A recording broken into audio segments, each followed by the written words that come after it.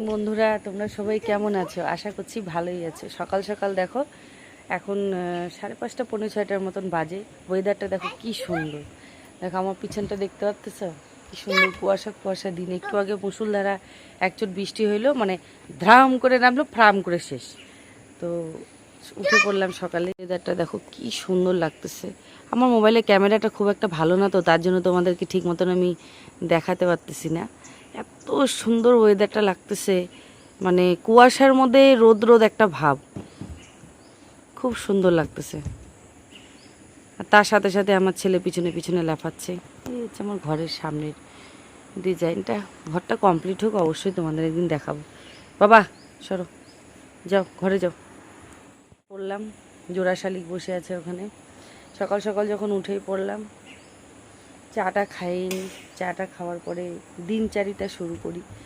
ঠিক আছে, মেয়েদের তো এমন একটা সমস্যা যে সকালে 6টায় উঠো তারপরেও সে একই কাজ, সকাল 4টায় উঠো তারপরেও সে একই কাজ, সকাল 9টায় উঠো তারপরেও সে একই কাজ।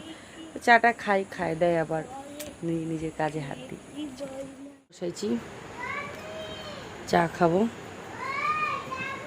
চাটা হয়ে গেলেই চা খাই, তারপরে দেখি একটু এদিক ওদিক গেজাগেজি করে তারপরে কাজ টাজগুলো ধরে নিই। ঠিক আছে, চলো। তো তো ছেলের খাবারটা বসাইলাম, আমাদের চাটা খাওয়াগুলো হয়ে গেল। তো ছেলেকে তো প্রত্যেক দিন ডালিয়া খাওয়াই, তো আজকে ভাবলাম একটু সুজি খাওয়াবো, তার জন্য সুজি বানাচ্ছি।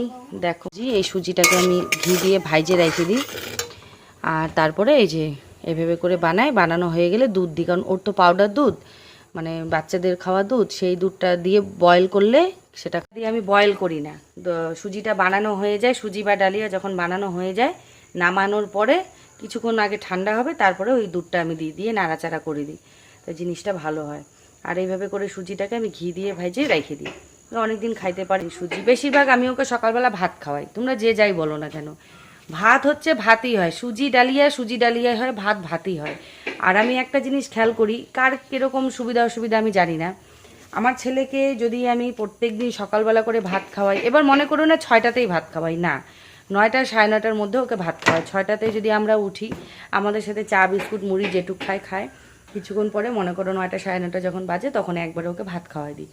তো ওই ভাতটা যে যখনই আমি খাওয়ানো বন্ধ করি আর এই সুজি ডালিয়াটা সকালবেলা করে দেওয়া শুরু করি, ও চেহারাটা খারাপ হয়ে যায়, জানো তো। এবার এর থেকে বোঝা যায় যে ও শরীরে ভাতটাই শ্যুট করে। ভাতটা যদি সকালবেলা করে খাওয়াইতে পারি, তো চেহারাটা এমনিই কঙ্কাল, তাও একটু দেখা যায় আর কি। আর যদি ভাতটা একদম বন্ধ করে দিয়ে খালি সুজি আর ডালিয়ার উপর চলি, চেহারাটা আরও বেশি খারাপ হয়ে যায়। তার জন্য আমি মিলাই ঝিলাই খাওয়াই। মনে করো 3 দিন যদি ভাত খাওয়ালাম, তো একদিন ডালিয়া, একদিন যদি ডালিয়া দিলাম 3 দিন আবার ভাত, আবার 3 দিন পরে একদিন সুজি, এইভাবে করে। বাচ্চা মানুষ তো, ও তো আর বলতে পারে না এটা খাবো না ওইটা খাবো না। তার মাকেই খেয়াল রাখতে হবে যে তার ছেলেকে তুমি কি খাওয়াবা না খাওয়াবা। তাতেই সেই জিনিসটাকে করেই আমি বাচ্চাটার খাওয়া দাওয়াগুলো নিয়ে করি। তাছাড়াও আমাদের মতনই নর্মাল আমরা যেরকম খাই সেরকমই মাছ মাংস সব কিছু খাই, কিন্তু ডাল ছাড়া ভাত খাবে না, ডালটা আমার করতেই হবে। তো এখন ছেলের খাবারটা বানাই, ছেলেকে খাওয়াই, তারপরে আবার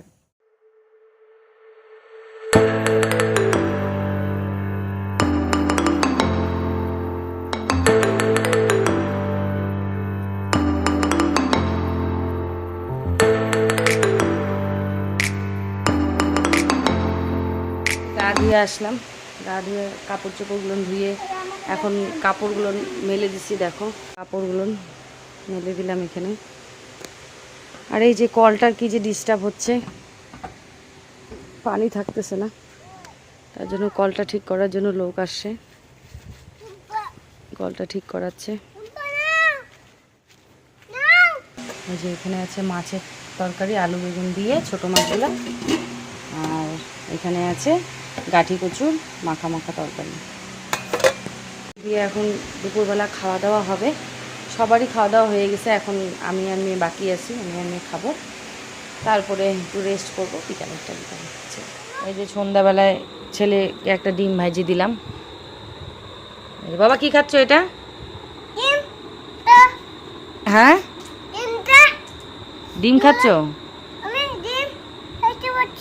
কেন ডিম খাইতে পারছো না?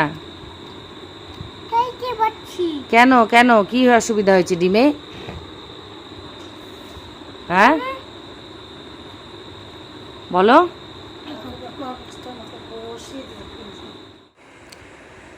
এখানে চলে আসলাম বিকালবেলায়, সর্ষা ধুয়ে দিছিলাম আজকে। সর্ষাগুলো আমার একটা বাতিক আছে, বললাম না কিছু কিছু জিনিসের প্রতি আমার একটা বাতিক আছে। যেমন এই যে গোটা মশলাগুলো নিয়ে এসে না ধুলে না ভালো লাগে না, ধুয়ে শুকনা করে নিই, তারপরে মনে করো একটু শান্তি।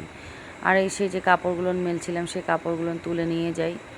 রোদের তাপ শেষ, আর এখন কাপড় শুকাবে না, কিছুক্ষণ পর থেকেই সন্ধ্যার থেকে মনে করো কুয়াশা কুয়াশা ভাব পড়ে। তার জন্য কাপড়গুলো বিকাল হতে হতেই কাপড়গুলো তুলে নিয়ে যাই, তুলে নিয়ে রেখে দিই। পরে মনে করো সময় মতন মেয়ে হোক আমি হোক ভাঁজ করে ধুয়ে দিব।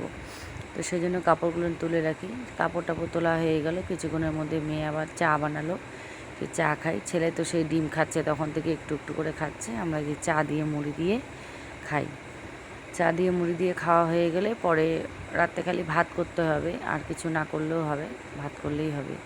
আর এই যে চালের বস্তাটা নিয়ে আসছে 2 দিন হলো, তো ঢালাই হচ্ছে না। এই ঢালি সেই ঢালি করতে করতে মনে করো বস্তাটা একবার তুলছে একবার ফেলছে ছেলে, এমন করতে করতে কোন সময় বস্তাটা ফাটাই দিবে। তার জন্য চিন্তা করলাম না, চালটা আগে ঢালিয়ে নিই, তারপরে যা হবে হবে।